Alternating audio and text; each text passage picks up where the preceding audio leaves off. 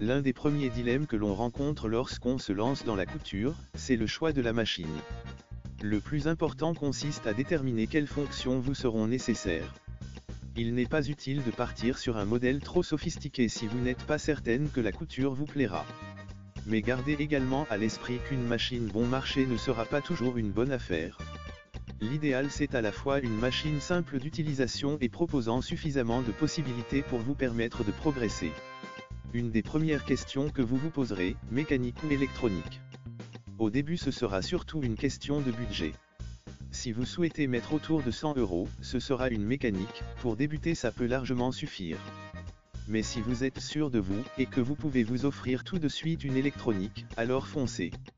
Les machines électroniques permettent une couture souvent plus intuitive puisque la machine s'occupe des réglages à votre place, beaucoup de réglages sont prédéfinis.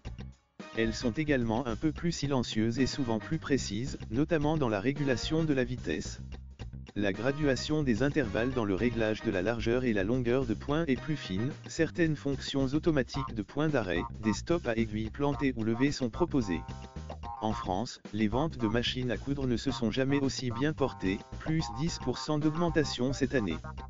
Mais que l'on soit débutante ou confirmé en couture, c'est toujours la même question qui revient, quelle machine faut-il choisir? Car entre les multitudes de références et de prix, choisir sa machine à coudre peut rapidement devenir un casse-tête.